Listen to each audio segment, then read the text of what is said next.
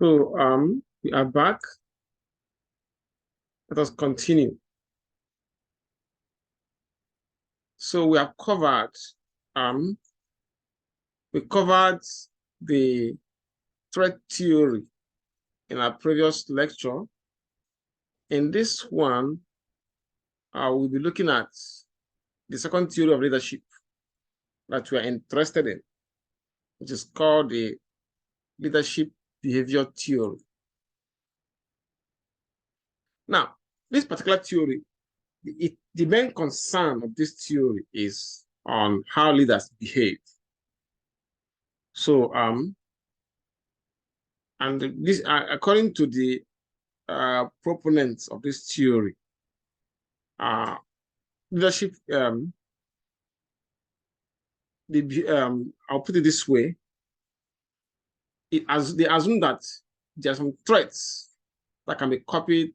Okay, let me summarize it in this form. Their focus is on how leaders behave, and that those those behavior styles, those leadership styles can be copied by others to become leaders. You know, they can be copied and applied by others to become leaders. So, in other words, they sometimes it is called the style theory, because the proponents believe that people who are successful leaders have certain follow the different behavior that are recognizable, and those behavior can be copied by others. Those behaviors are called styles of leadership, and the assumption is that those styles can be copied. In other words, the behavior theory of leadership suggests that leaders are not born successful. They are not born to be. They are not born successful, but they can create their own success by following certain styles of behavior. Yeah. And those behaviors are learnable. Based on this model or theory, we can identify 4 leadership styles. The first one is autocratic leadership style. Second one is democratic. Third one is laissez-faire. And the fourth one is transformational leadership. So let's look at this one by one. Okay. Look at autocratic leadership. I'll make sure that you're seeing this. Now, it is so called because it is a form of leadership that is characterized by individual control over all decisions, and with little input from group members or from the subordinates. So, under this type of style of leadership, the so-called autocrats or autocratic leaders, they usually make decisions or choices based on their own idea and judgments. So it is very, very rare for them to accept advice from their followers. Now, we have autocratic business leaders. We also have autocratic political leaders.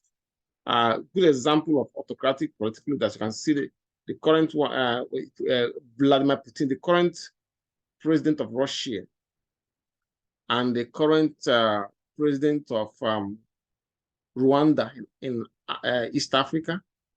Then the current, most presidents in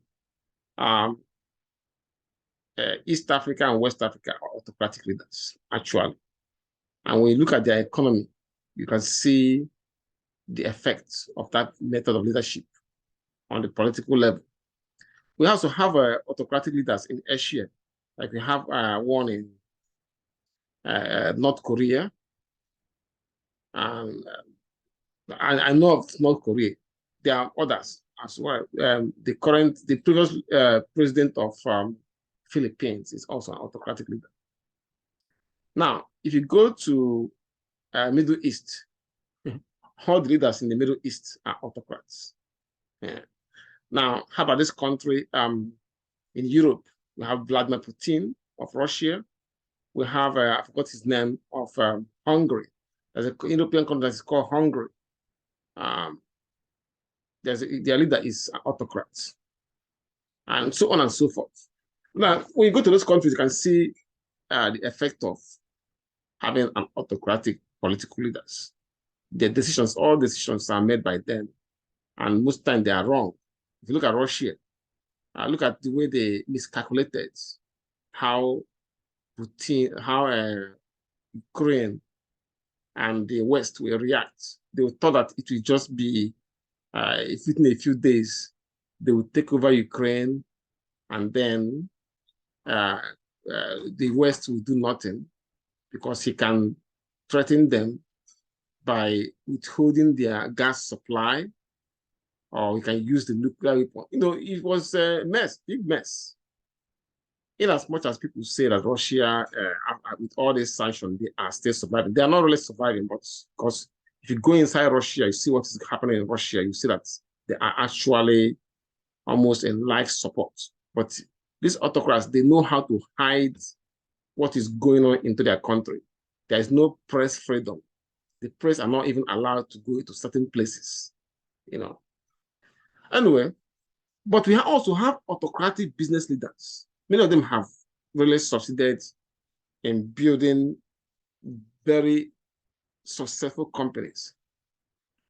As a matter of fact, Microsoft, leader of Microsoft, the founder of Microsoft, Bill Gates, then Apple Computer, Steve Jobs, and more recently, the founder of Tesla and SpaceX, Elon Musk, is an autocratic business leader.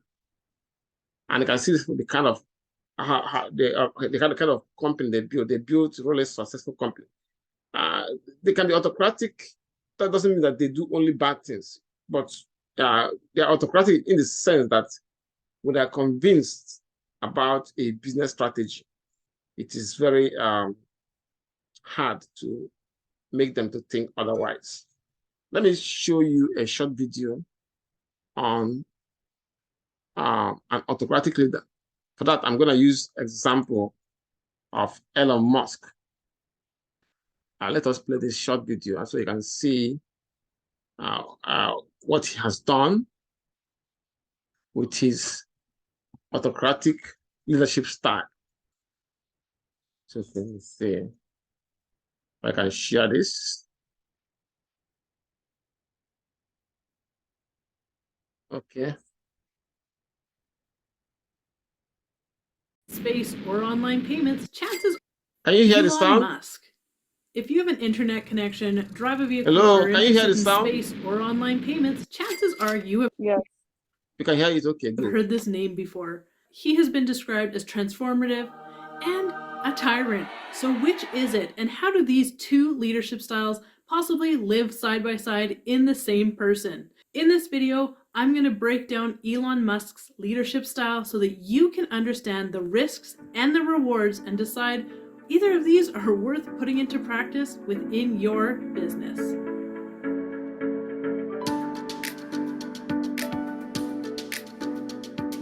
Hi, I'm Crystal Brown with the Carrero Solutions YouTube channel. On this channel, we give you the leadership tools in order to become the leader that both you and your workplace deserve. If you're new to this channel, hit that like and subscribe button so you can get our latest content. Transformative or tyrant. This guy manages to embody both in the exact same person. So love him or hate him, for some people he is transformative, for other people he is not. And why is this? Our first real big difference here is he believes that work should speak for itself. At the same time, he can micromanage people by being such a strong figure and such a strong character and really caring about his vision. He can really intimidate people and make them feel like they're inferior or they're not doing the job right. If you're not comfortable with having somebody stand over your shoulder and pick apart the things that you're doing, this can be a a real struggle depending on what he's calling out or what he's saying. So he can really hurt people. He can really damage egos, and he can really hurt people's sense of pride. Elon Musk is really well known for his work twice as hard as everyone else around you mentality. It's something that he has been quoted on time and time again. Although it is fantastic to hold yourself to really high work standards and to want to produce things that are fantastic and are going to be revolutionary, it's not necessarily the same perspective or the same priority that everybody else on your team does. Different people have different priorities, and this is where employees that work for his companies really struggle. They love their job and they love what they're doing for his companies, but at the same time, they have lives outside of their job, and they are not willing to make the sacrifices that Elon Musk is in order to achieve those visions. He holds his staff to an extremely high standard. If he's in there and he's sleeping on the floor of his factory and he moves his office in there and he's uncomfortable, his expectation is that other people are willing to make similar or the same sacrifices. And unfortunately, the majority of people are not. They are not as committed as he is, even if they're bought into the vision, even if they're bought into the idea that, yeah, you know what? We need to get on board and we need to make some changes. People are only willing to go to a certain level of self-sacrifice before it's just too much and they're just burnt out and exhausted and not willing to do it anymore. If you've ever listened to his public speaking engagements, you've heard how he can inspire. I mean, if he couldn't inspire, would a whole lot of people actually be asking him to give talks? The fact is, the guy can give a speech. Within those speeches, though, what is always very relevant is the what's next mentality. Fantastic, you have this great idea, go and pursue it. What's next? He is very much about living for the future, not necessarily living in the present. Super big struggle when you're somebody that thinks that you've achieved something fantastic and you get the, okay, that's nice. What's next? What's our next step? It's very difficult to live in the present when you're somebody like Elon, because you're working so hard for tomorrow because you don't necessarily know what your last day is going to be. So you need to keep pushing. You need to push harder. You need to push faster. And a lot of people want to live in the present. They want to enjoy what's going on. They want to enjoy their victories now. With Elon, it's about the future. So if you can't get on board and see how you're a part of this bigger thing, and so today's victories, yeah, they're steps, but we really have to get there as fast as we possibly can. We need to save humanity. We need to get off of this earth. We need to get the electric vehicles. We need to, don't forget all of these other things that we're working on. So you have to kind of drop the things that you're working on and proud of right now, because we got to get there as fast as we possibly can. He figures out, okay, chances are we're going to fail, and we're going to fail, and we're going to fail hard, and we're going to fail fast. But the failure is on his terms. He gets to decide whether it's a failure, whether it's a success, and whether it is something that has come about because you haven't done what he has expected of you, or if it was a positive failure and you're able to learn from it. So this is another one of those very transformative, because he does understand the importance of failure, but at the same time, he has rules about the way that you're supposed to be failing. Elon Musk has this true belief that every single person has the ability to be extraordinary. It is within every single person. It's not necessarily what the individual wants for themselves. Now, I know that that could be controversial, and let me know what your experience is with that in the comments below. But for whatever reason, some people seem more motivated than others to succeed. This comes down to the individual and what they are willing to sacrifice. And Elon Musk is willing to push people and push people and push people to try to get them to live up to his expectations, as opposed to allowing people the freedom to live up to their own expectations. If you don't want to meet those objectives, if you don't want to live up to the expectations that he sets out for you, or what he believes that you should, you can be crushed in one of his companies. Elon Musk seems to have an extraordinary capacity for pain and self-sacrifice that the majority of people just don't. The biggest way that I have found that he is transformative is that Elon Musk has these huge visions. Love him, hate him, take him, or leave him.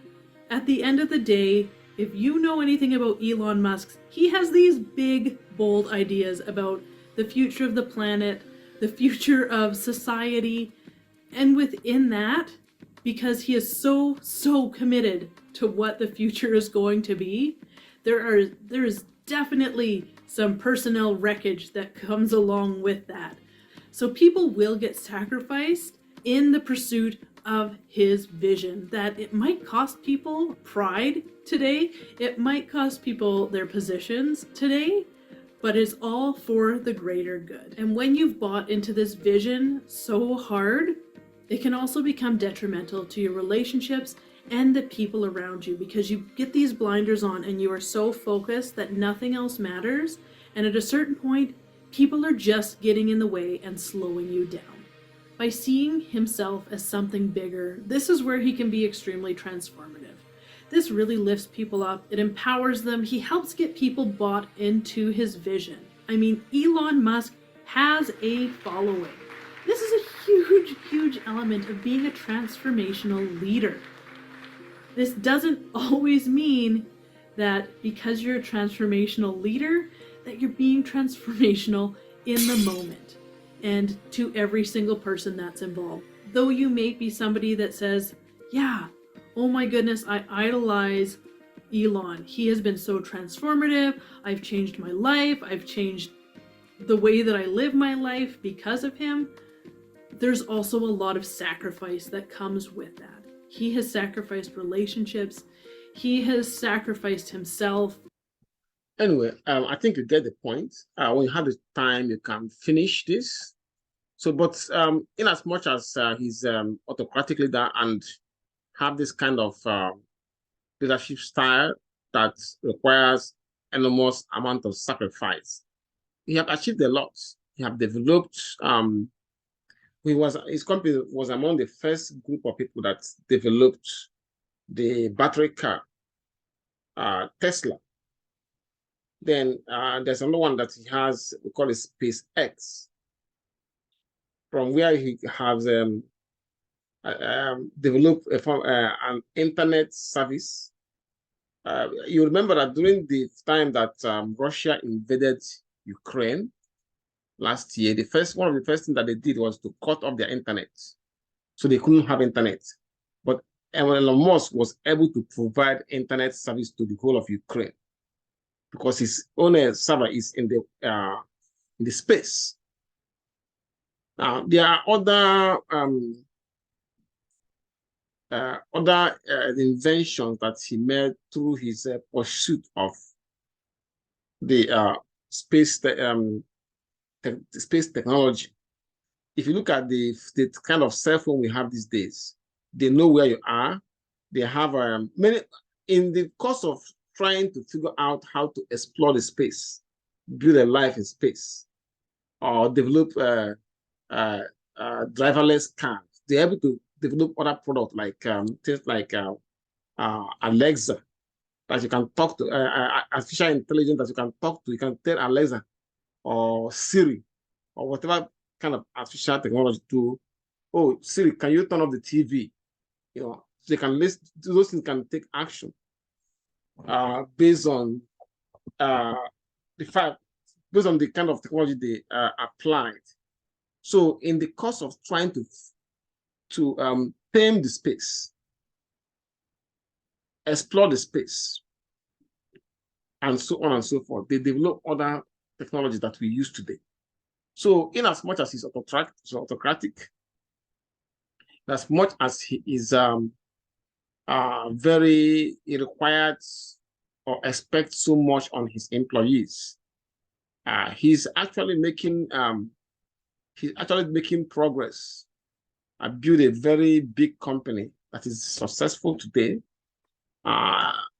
Those of you that drive Tesla, can attest to the quality of the car.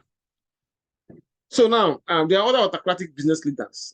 As a matter of fact, if you compare autocratic business leaders to autocratic political leaders, autocratic business leaders performed better in terms of building a company that is big, successful, and transformative. If you compare it to the autocratic political leaders, those ones, their actions actually bring a lot of misery on their citizens. So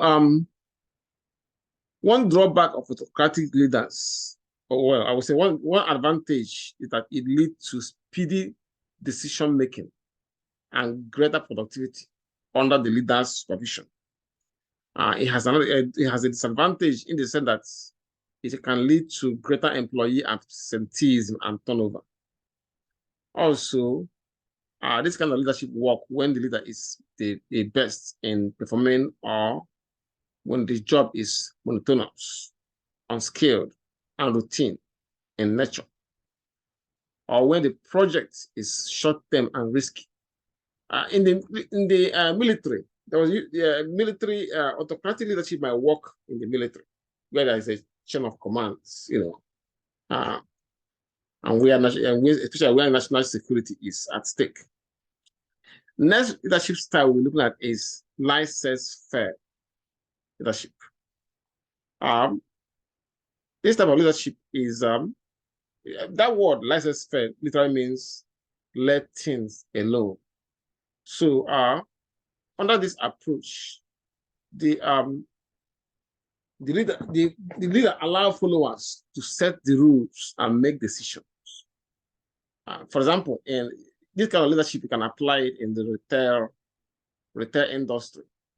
So, and I give you the example here. In the retail industry, retail buying is a business that can thrive with license-fed leadership because it's a very creative industry, and most of the employees have been involved with it in the long time. So, which means that they can handle things themselves, and their leaders, or even I would say managers, leaders, CEOs know that. Now, in the entertainment industry, it's almost the same thing because they have hands-off leaders as well. So under this kind of leadership, leaders totally trust their employees or their team to perform the job themselves. So this makes the leader to concentrate on the intellectual or in the rational aspect of the work. So the leader does not, because he believes that the employees can handle things, the leader focuses mainly on the management aspect of their work. Yeah. Now, the team or employees are welcome to share their views under this form of leadership. So the leader allows the team or the employees to provide suggestions which are best for the interest of the organization. Now, again, this kind of leadership, I mentioned that it works in the retail, work in the entertainment industry. It can also work in the hospital as well, because these are scenarios where the employees are skilled, loyal, experienced, and intellectual. A similar type of leadership, to this form of leadership is what we call democratic or participative leadership style.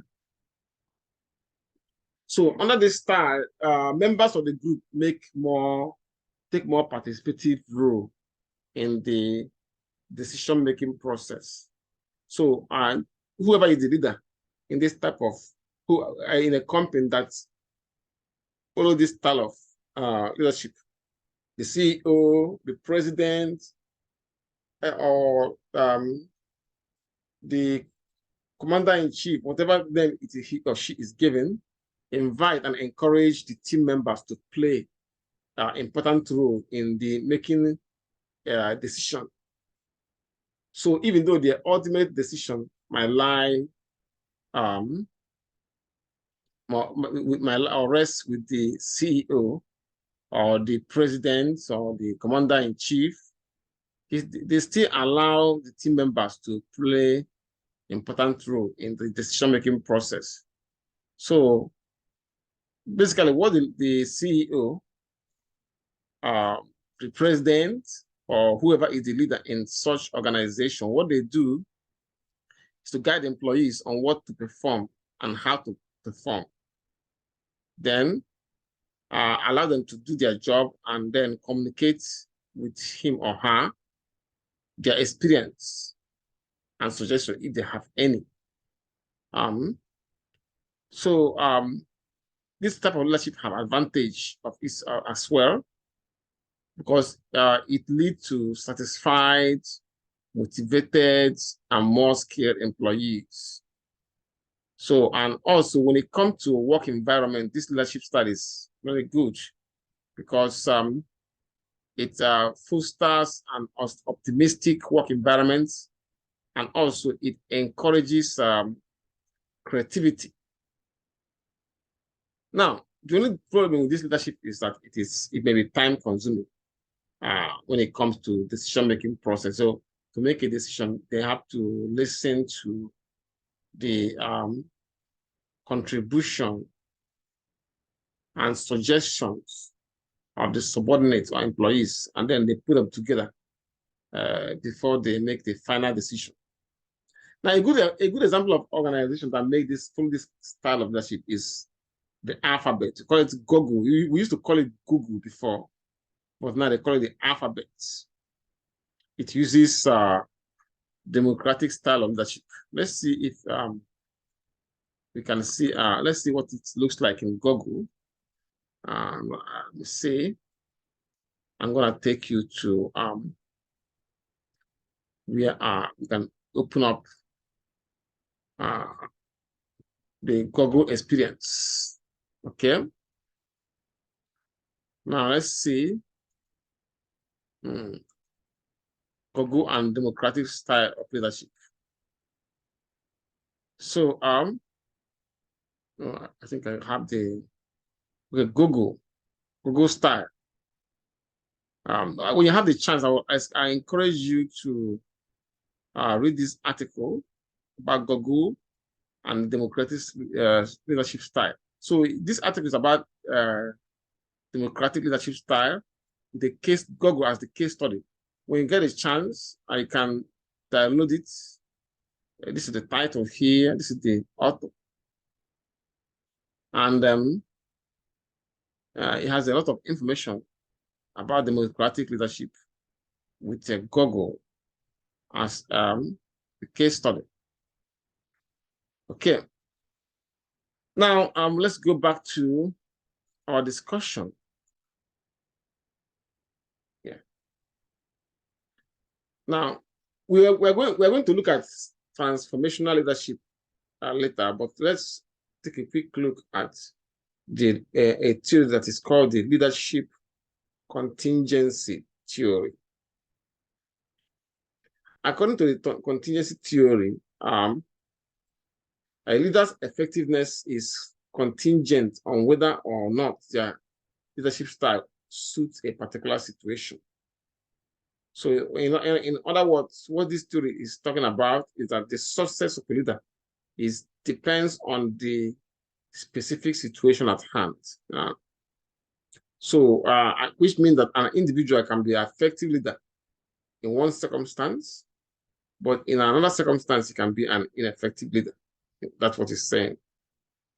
Now, there are many books and articles that have been written about the element that contributes to leadership success.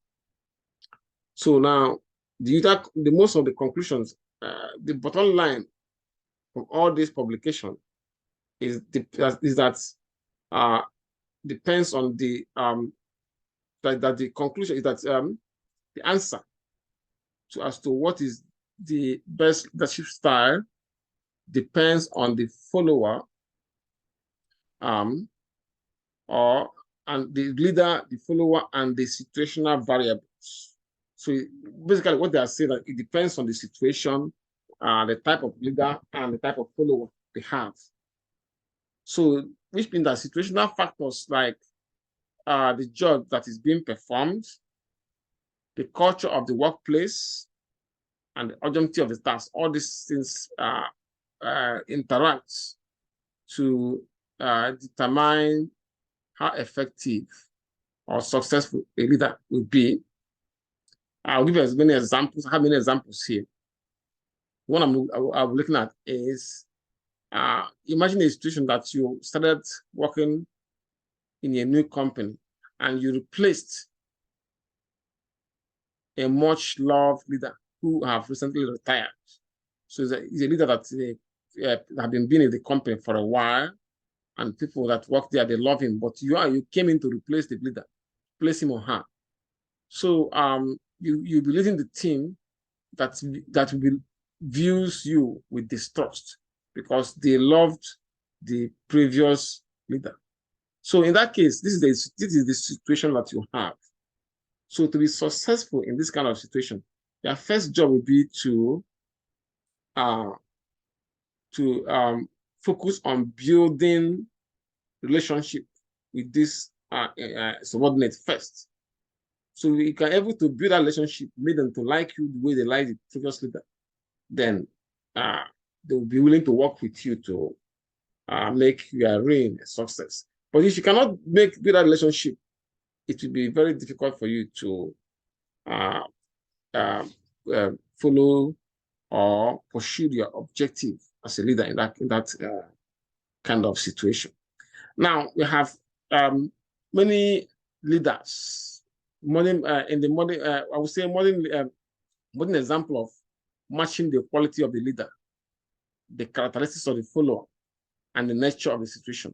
There are many instances where this have happened, and where the leader, the characteristics of the followers, and then the nature of the situation. When they work in they are working, these three scenarios are working in sync, or they interact very well. The leader is usually successful. I give an example with Nelson Mandela of South Africa. Given this kind of scenario we have, then this the leader and many South Africans at the time listens to him, and he is willing to sacrifice, and it worked out eventually. In the end, he was able to get freedom for the South Africans. How about it? This is the one that worked for on the positive side. On the negative side, we have Adolf Hitler and Germany. He was able to make the Germans convince them that they can rule the world. They can get more territories in Europe. And for years, he was able to, because once they started, he was able to take over Poland, France, Norway, and even invaded Russia. So, and was taking land before they were stopped. So, but the problem like this, he was that situation. Germany feel that they are victims, but even as victims, that they have the qualities that make their race superior to other races, which means that they can take over territories. You know, that's the situation. And he was able to convince them, then they listened to him, and then he was able to do what he did, sustain and fought the whole world for more than 4 years. Yeah. So the issue of matching qualities of leaders, the characteristics of the followers, and the nature of the situation is very, very important. So, and the leader, the follower, and the situation must match. If you look at the examples I gave a few minutes ago about with Hitler and with Nelson Mandela, and even Martin Luther King too. The Black people at that time, they were really victimized, and with Martin Luther King and other leaders of that time, Malcolm X, They came out and were able to motivate the Black people in America to work hard, and they listened to them, and they fought very hard to get their freedom that they enjoy today. So the situation then was the segregation era, and there's a leader there, Martin Luther King, Malcolm X, and other Black leaders, Black power, and so many other things. And then the followers, the audience, are willing to work with them, and it eventually the outcome was a positive outcome. So the bottom line here is that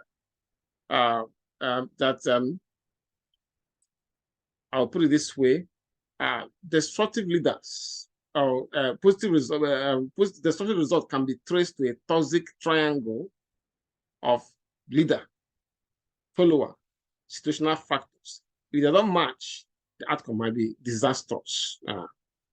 If you look at the situation where we have a destructive leader that have charisma, but it is the focus of their objective was narcissism and ideology of hate.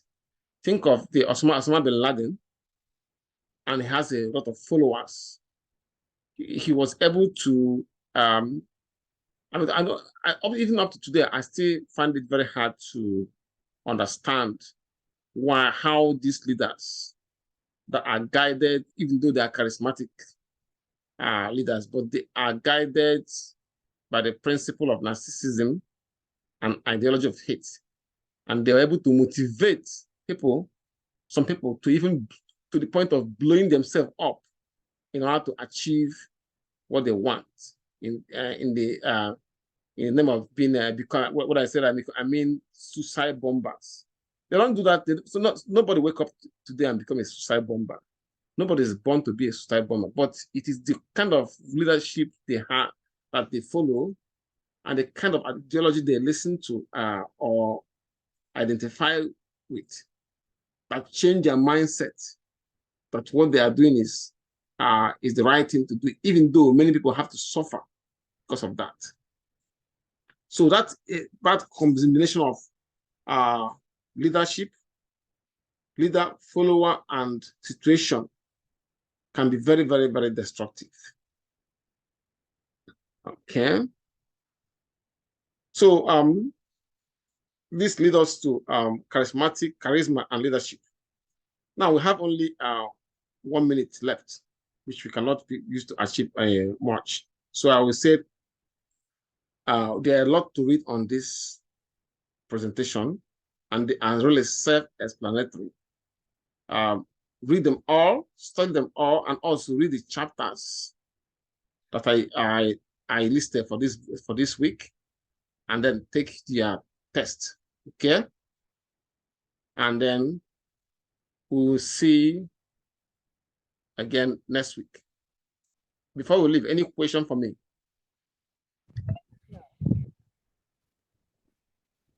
No questions. Thank you so much. Oh, you're welcome. You're welcome. So I see you guys next week.